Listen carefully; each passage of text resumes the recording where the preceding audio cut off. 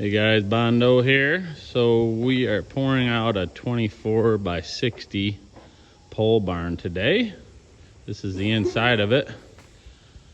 You're probably wondering what that board is along the side of there.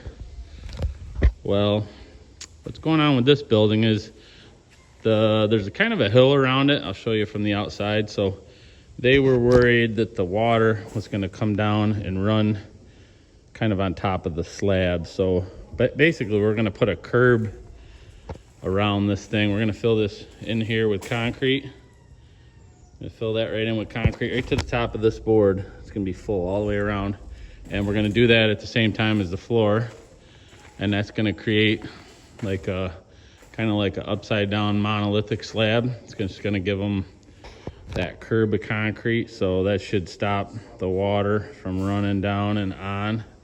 That's the theory behind it. So this, there's two man doors in here. We'll start pouring in this corner so we can bring a machine through this man door. I'll show you it's not terribly bad, though, the hill, but there's the hill. It kind of comes down like this towards the building, so that's kind of what we're doing. They built the building to match this building that was here, so the floors are pretty much even. It's a little higher than that, but I'm gonna create a little drop down there. And that's what we're doing today.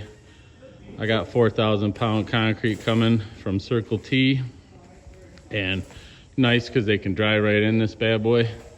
So they're gonna drive right in, and we're gonna be picking wire today, picking it up with our potato hook, and they're gonna pour it in, and I got a funnel. We're gonna try to use the funnel for this curb along the side. Should be able to shoot it in there and then maybe shovel the rest of it in there. And that's what we're doing. We're just waiting on the mud, getting our tools unloaded. Got the laser set up in the corner. Basically, there's no drains or nothing in here. We're just gonna have a wet screed down the middle. And we're gonna pull probably use the power screed and it's 24, so that's a 12-foot power screed, so we'll just zip it down the sides here. Stay tuned.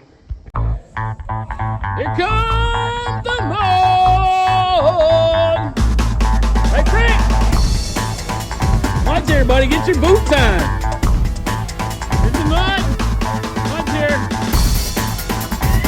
Here comes the mud!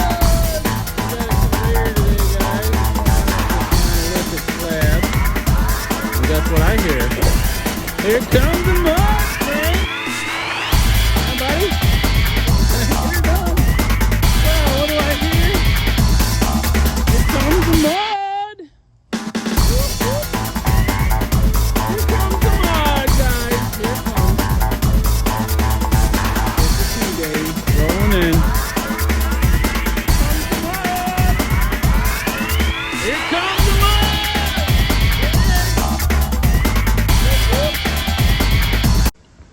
Well, I didn't even get to yell, "Here comes the mud," because it's already here. They're 15 minutes early. It's Dwight. Come on, Dwight, you're early, bud. Oh, that's true. We're not quite ready for you, though. How many you got on there?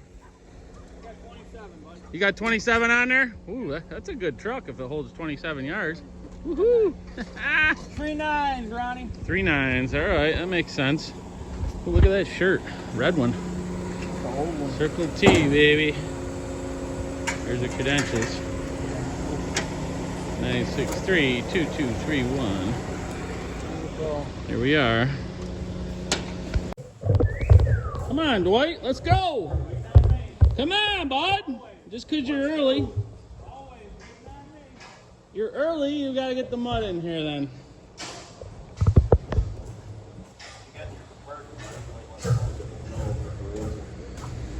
Oh, don't say the R word, dude. At least we're inside. We're good. Well, I'm not complaining. I just wanted to look out for the kid. That's all.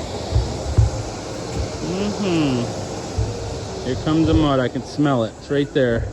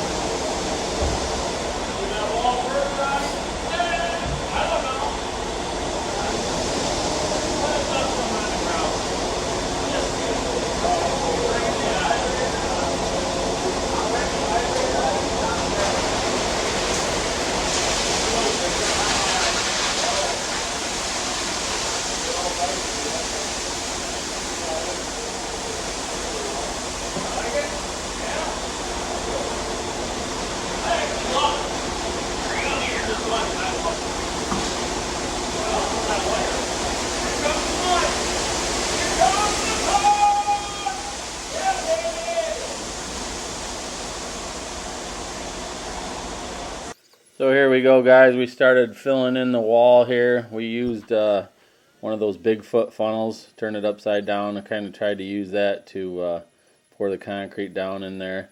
That didn't work really good.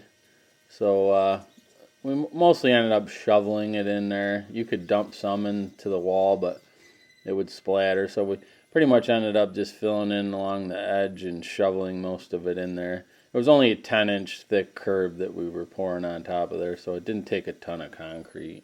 So we're gonna hit the wall first, guys, down through here. As we're gonna run it a little bit thicker concrete down the wall, probably like a 5 slump, 4.5 to 5 slump. And we can vibrate it, it won't run out the bottom. So we're gonna go right down this wall before we even pour out. Then we can run the floor just a little bit thicker, or a little bit thinner, about a 5.5 slump, 6 slump on the floor.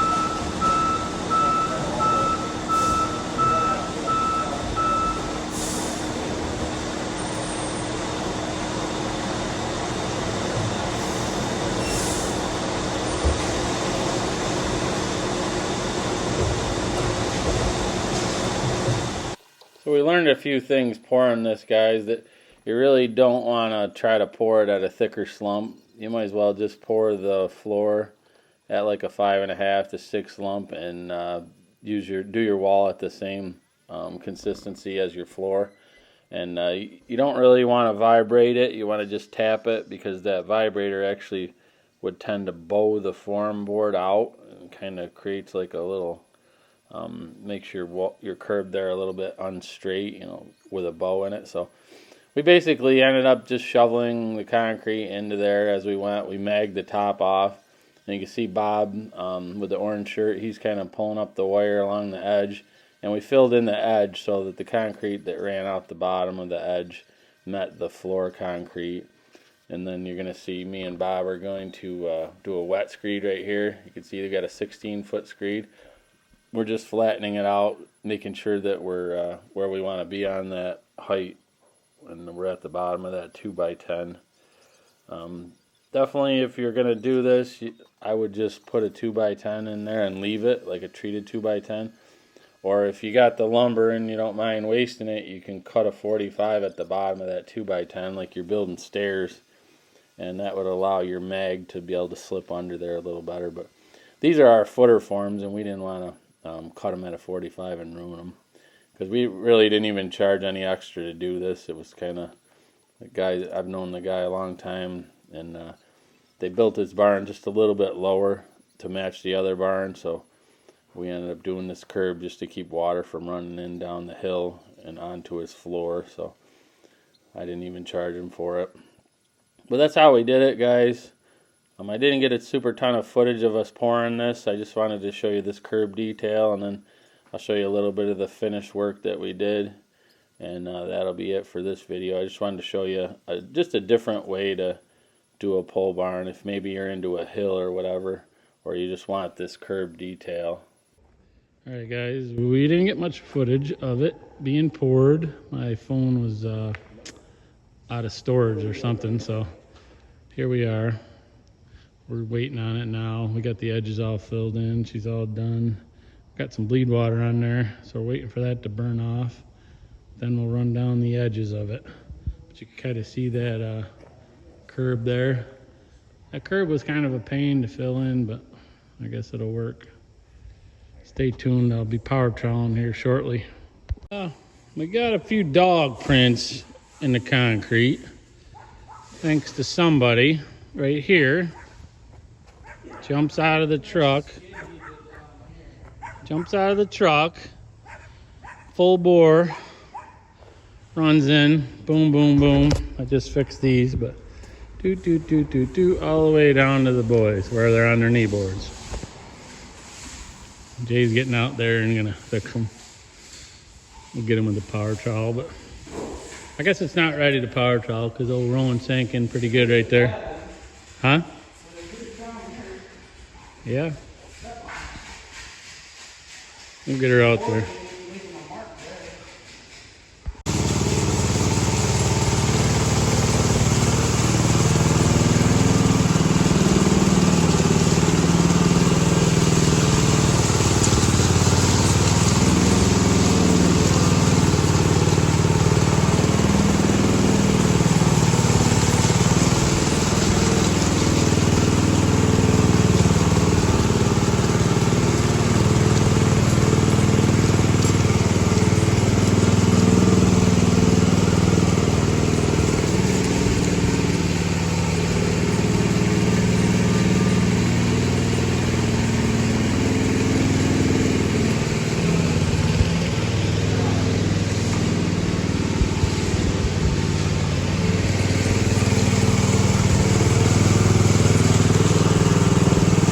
Chris, can you save it?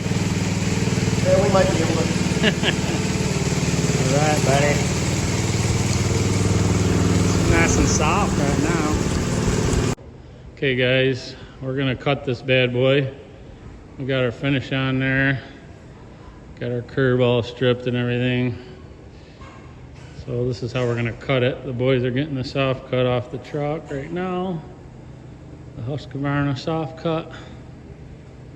And we're gonna cut her and then we'll sweep it off, and it's beer 30 after that.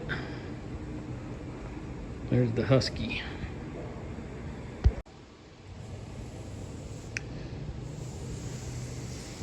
Here's the floor, guys. Only thing I'm not crazy about is when you pull the form board, it leaves a little line down through there. And it's hard to keep the form board perfectly straight. So I guess if I did it again, I would cut the form boards at a 45 like you're doing stairs. Or I would leave the 2x12 right in there. I would just put probably what I would do is just put a 2x12 on there, treat it, and just leave it. And then you ain't gotta worry about it, because we like to get our edges really nice, and that board in there makes it tough. We tried to strip it, but it was pretty much hard by the time you could strip the board. So, but the finish come out really nice. She's burning good. Another happy customer. Thanks for watching, guys. I'll catch you on the next one.